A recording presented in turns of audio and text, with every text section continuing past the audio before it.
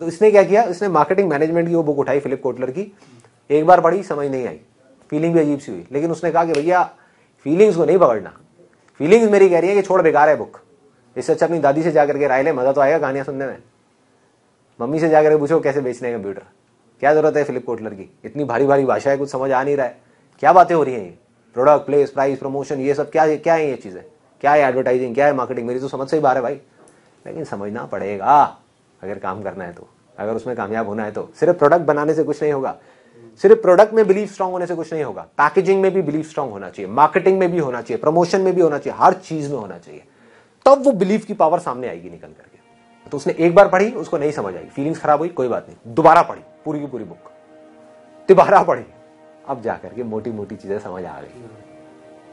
उसमें सबसे पहले एक चीज को समझा, R&D, research and development, analysis, market सर्वे, ये सब चीजें उसको समझ आई। वो गया मार्केट में जाकर के देखा कि कौन लोग हैं जो सेकेंड हैंड कंप्यूटर बेच रहे हैं और किस रेट पे बेच रहे हैं, उन सबके पास गया, उन सबके ब्रोशर्स लेकर के आ गया, उनसे समझा कि अच्छा आप क्या बेच रहे हो, कैसे बेच रहे हो, कितने का है, क्या है, एज अ कस्टमर वहां पे गया और जाकर के पूरी इंफॉर्मेशन लेकर के आ गया।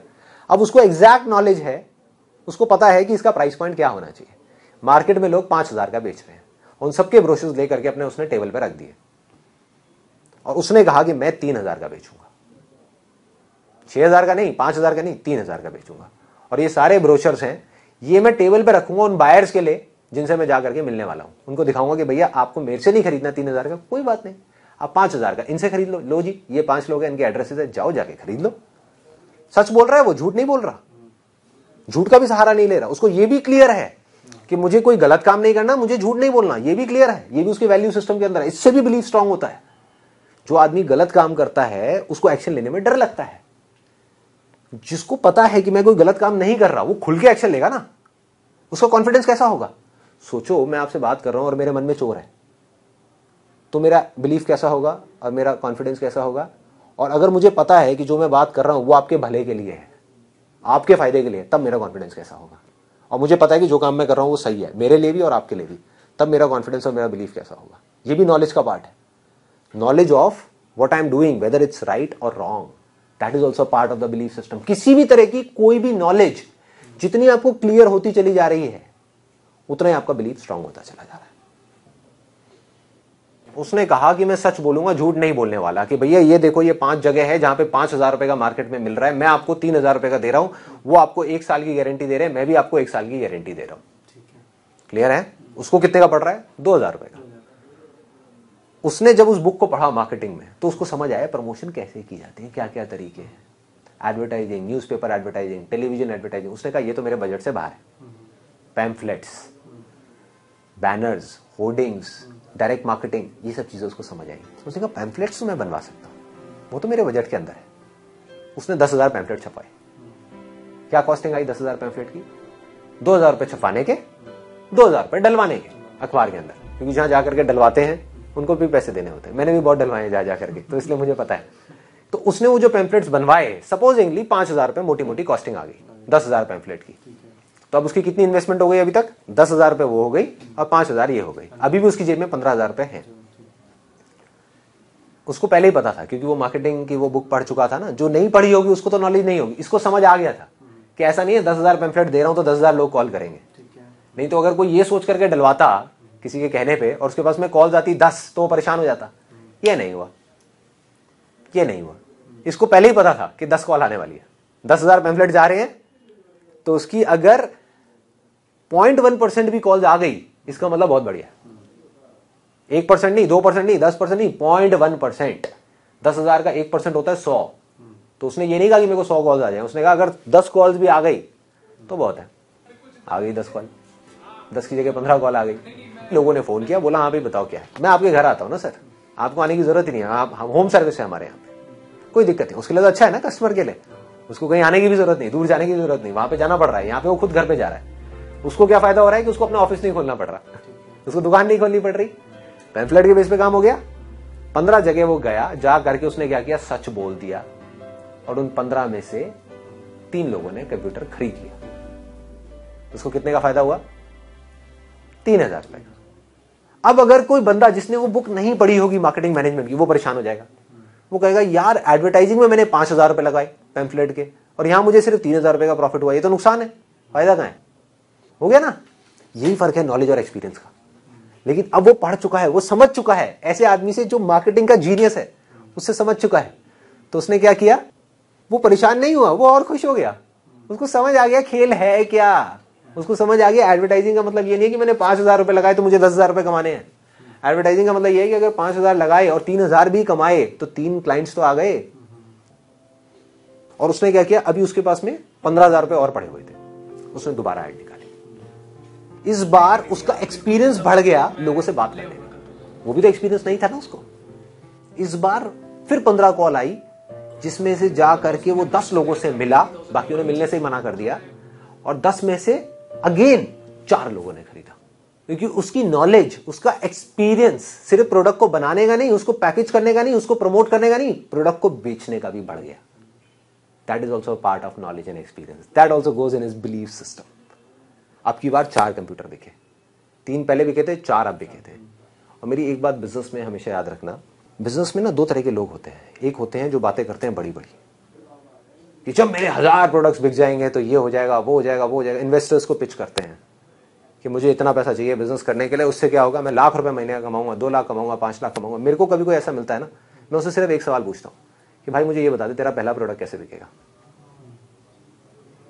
और उसके पास कोई जवाब नहीं होता। जबकि जवाब ये होना चाहिए कि एक कैसे बिकेगा। एक बिक गया तो 10 भी बिकेगा, 100 भी बिकेगा, 1000 भी बिकेगा, लाख भी बिकेगा। बट अगर आपको यही क्लियर नहीं है कि वो एक कैसे बिकेगा, आप अटक गए। अगर एक कंप्यूटर उसने बेच लिया तो वो 10 भी बेच सकता है, 1000 भी बेच सकता है, लाख भी बेच सकता है। और बड़े बड़े प्लान बना दिए सोच करके कि मैं एक दुकान खोलूंगा और वहां पे 100 कंप्यूटर बिक जाएंगे। हो सकता है एक भी ना बिके, हो सकता है 10 बिक जाए, हो सकता है तेरा खर्चा ही ना निकल पाए महीने का। तो पहले कुछ एक्सपीरियंस करो। तो उसको एक्सपीरियंस हो गया कंप्यूटर बेचने का भी, पैकेज करने का भी, प्रमोट करने का भी, मार्केटिंग का भी और बनाने का भी। इस एक्सपीरियंस की वजह से क्या हो रहा है, उसका बिलीव स्ट्रांग होता जा रहा है। उसने दोबारा से पैम्फलेट निकाले। अब की बार 4 की बजाय 5 लोगों ने लिया, 5 लोगों ने लिया। कितने बिक गए? 5 और 4 और 3, 12 कंप्यूटर्स बिक गए। इसने सर्विस को 100% अपनी प्रायोरिटी बनाया। सर्विस की भी अपनी नॉलेज और एक्सपीरियंस को स्ट्रांग कर दिया कि सर्विस कैसे देनी है। अगर रात को 10 बजे भी कॉल आता है इसके पास में कि मेरे कंप्यूटर में ये प्रॉब्लम है जो मैंने आपसे खरीदा है, तो अगले दिन नहीं कि मैं 2 दिन बाद आऊंगा आपके पास में, खुद उठ करके भागता हुआ जाता रात को 10 बजे और 5 मिनट में प्रॉब्लम सॉल्व करता। क्यों कर पा रहा था? क्योंकि उसको कंप्यूटर से प्यार था। अगर उसको पैसे से प्यार होता तो ये काम कभी नहीं करता। वो क्या कहता है, आज देखेंगे, कल मैं लड़का भेजूंगा आपके पास में। लेकिन उसने ऐसा कुछ नहीं किया। उसने उनको इतना सेटिस्फाइड कर दिया, इतना सेटिस्फाइड कर दिया उन क्लाइंट्स को, उनको इतना दे दिया जितना उन्होंने सपने में भी नहीं सोचा था। जिसकी वजह से क्या हुआ कि उन 12 लोगों ने उठा करके एक एक रेफरेंस दे दिया सबने इसको, और उसकी वजह से 12 कंप्यूटर और बिक गए इसके। कितने बिक चुके हैं अब तक उसके? 24 कंप्यूटर बिक गए। 12 बिके प्रमोशन की वजह से, प्रोडक्ट की वजह से, पैकेजिंग की वजह से, एडवर्टाइजिंग की वजह से। दूसरे 12 क्यों बिके? सर्विस की वजह से। रेफरेंस क्यों आया? सर्विस अच्छी थी। ये भी प्रोडक्ट का ही पार्ट है। लोग सर्विस को कई बार प्रोडक्ट से अलग समझते हैं। Service is a part of product. कि अगर सर्विस अच्छी नहीं होगी, प्रोडक्ट अच्छा है, आज तो आप बेच लोगे, रेफरेंसेस नहीं आएंगे, रेफरेंसेस नहीं आएंगे, बिजनेस नहीं ग्रो करेगा। अब उसके पास में 24 कस्टमर्स हो गए, और धीरे धीरे करते करते करते करते अब वो एडवर्टाइजिंग भी करता चला जा रहा है, वहां से और कस्टमर्स भी आते चले जा रहे हैं। उससे क्या हो रहा है, उसका बिलीफ भी स्ट्रांग होता चला जा रहा है। अब काम बढ़ गया, अब वो अकेला नहीं कर सकता, टीम भी बढ़ गई। एक आदमी और बढ़ गया जो अब हार्डवेयर का कंप्यूटर बना रहा है, एक आदमी आ गया जो सेल्स का देख रहा है। अब उसने एक दुकान भी ले ली क्योंकि उसके घर वालों को भी दिख रहा है। अब अकेले उसका बिलीफ स्ट्रांग नहीं हो रहा, उसके घर वालों का भी स्ट्रांग हो रहा है, उसके पापा का भी हो रहा है, उसकी मम्मी का भी हो रहा है। जो मना करते थे कि क्या कबाड़ी का काम कर रहा है, आज वो खुद कह रहे हैं चल बेटा दुकान खोल ले, तू कमा तो रहा है। अगर 24 कंप्यूटर उसने बेचे और हर एक में 1000 रुपए कमाए तो 24,000 रुपए कमा लिया ना। उसके पापा को भी ये बात समझ आ गई कि अगर वो गवर्नमेंट जॉब करता तो वहां पर एक महीने में उसको 12,000 रुपए मिलते और 1 साल लगता 10% बढ़ने में। यहां पर उनको वो बात समझ आ गई कि यहां पे लड़के ने 2 महीने में 24,000 रुपए कमा लिए, तो अगर 24 कमा सकता है तो 50,000 भी कमा सकता है, 1 लाख भी कमा सकता है, 10 लाख भी कमा सकता है। तो आउटकम आ रहा है जितना वो सोच सकता है उससे बहुत ज्यादा, लेकिन उसका फोकस कहां है अभी भी? काम। उसने इस 24,000 को नहीं पकड़ा। अगर अभी भी जा करके वो इसको पकड़ लेगा, वो कहेगा 24,000 रुपए बहुत है मेरे लिए। अब उसके अंदर लालच आ गया, पैसे को पकड़ लिया, उसका ध्यान कहां से हट गया? प्रोडक्ट से हट गया, पैकेजिंग से हट गया, प्रमोशन से हट गया, मार्केटिंग से हट गया, सेल्स से हट गया, सर्विस से हट गया।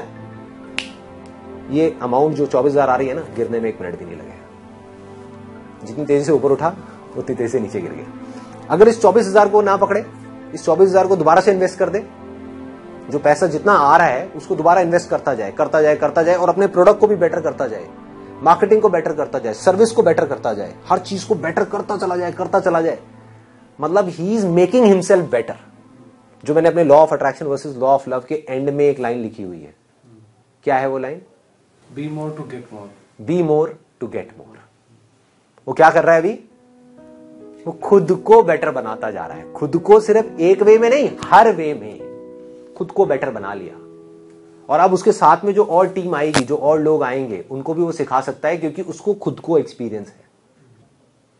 उसने खुद एक्सपीरियंस किया ही नहीं होता और पैसा देख करके काम खोल दिया होता और जा करके वो लोगों को बता रहा है कि तुम सेल्स ऐसे करो। उसको खुद को सेल्स का एक्सपीरियंस नहीं है तो वो क्या सिखाएगा? वो कहेगा कंप्यूटर ऐसे बनाओ, उसने खुद कभी बनाया नहीं, वो क्या सिखाएगा? कोई भी आदमी आके उसको बेवकूफ बना के चला जाएगा, वो फेल हो जाएगा। लेकिन जिसको हर चीज का एक्सपीरियंस हो गया, जो नीचे से ऊपर उठा है, वो अगर फिर गिर भी गया तो वो फिर दोबारा उठ सकता है।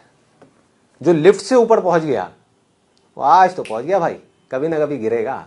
लाइफ ऐसे नहीं है, लाइफ ऐसे ऐसे है, ऐसे है। जो लिफ्ट से किसी को उठा करके, हेलीकॉप्टर से उठा करके चोटी पे बिठा भी दिया किसी ने, मान लो वो जिस दिन गिरा वो दोबारा खड़ा नहीं हो पाएगा, उसमें हिम्मत ही नहीं होगी, उसको आदत पड़ गई उस चोटी की, अब कहां जमीन पे। लेकिन जो ऐसे चढ़ा और वो गिर भी गया, वो फिर उठ जाएगा, फिर गिरेगा, फिर उठ जाएगा, फिर गिरेगा, फिर उठ जाएगा। और उसके लिए पहाड़ पे चढ़ना ही सक्सेस है, चोटी पे खड़े रहना नहीं। चढ़ना, उतरना, आगे बढ़ते रहना, बढ़ते रहना, बढ़ते रहना, सक्सेस है, फेलियर है, पीक है, वैली है, पीक है, वैली है, सक्सेस है, फेलियर है, कुछ भी है, छोड़ते जाओ, छोड़ते जाओ। इसका मतलब ये नहीं वो हाथ पे हाथ रख के बैठ जाए, ये नहीं है सक्सेस और फेलियर को छोड़ने का मतलब। उसका काम क्या है? काम को ग्रो करना। काम ग्रो होता है या नहीं होता वो उसका काम नहीं है। लेकिन एक बात पक्की है कि अगर उसका फोकस होगा काम को ग्रो करने पे तो काम ग्रो होगा। और ये लड़का जिसकी मैं बात कर रहा हूं, जिसने अभी सिर्फ 24 कंप्यूटर्स बेचे हैं, आपको क्या लगता है कि कल वो 50 बेच पाएगा? 100 बेचेगा? 1000 बेचेगा? लाख बेचेगा? वो सेकेंड हैंड कंप्यूटर्स की सेल और परचेज की इंडिया की सबसे बड़ी कंपनी क्यों नहीं बन सकता? क्यों नहीं बन सकता? बन सकता है, वो कुछ भी कर सकता है। दुनिया की सबसे बड़ी कंपनी क्यों नहीं बन सकता? वो क्यों बन सकता है? क्योंकि उसने जीरो से शुरू किया। आज ये बंदा कहीं भी कंफ्यूज नहीं हो सकता, इसने सब कुछ अपने हाथ से कर लिया ना। इसको पता है कि जो काम मैं कर रहा हूं वो क्यों कर रहा हूं, इसको ये पता है कि मैं क्या कर रहा हूं, इसको ये पता है कि मेरे को कैसे करना है, और इसको सब कुछ पता है। तो इसको कोई क्या हिलाएगा? इसको कोई क्या रोकेगा? इसके कितने भी कॉम्पिटिटर्स आ जाए सामने, इससे कोई कॉम्पीट नहीं कर पाएगा, कोई नहीं कर पाएगा, इसको कोई नहीं हरा सकता। क्योंकि जिसके लिए हार और जीत की कोई इंपॉर्टेंस ही नहीं है, उसको कोई क्या हराएगा? जो जीतना चाहता है आप उसको हरा सकते हो। जिसके अंदर जीतने का लालच ही नहीं है, हारने का डर ही नहीं है, उसको हरा के दिखाओ। हराओ, कैसे हराओगे? हरा सकते हो? नहीं हरा सकते। उसको कोई नहीं हरा सकता, दुनिया की कोई ताकत नहीं हरा सकती। और यही बिलीफ है। तो यहां तक तो बिलीफ क्लियर हो गया, बट अब एक छोटा सा सवाल है कि बिलीफ और फेथ में क्या डिफरेंस है? कुछ एक है, बहुत छोटा सा फर्क है, हेयर लाइन का फर्क है। बिलीफ की वजह से आप चलते हो, बिलीफ की वजह से आप आगे बढ़ते हो। लेकिन जब आप चलना सीखते हो तो आप गिरते हो। उस समय जो आप खड़े होते हो वो फेथ की वजह से होता है।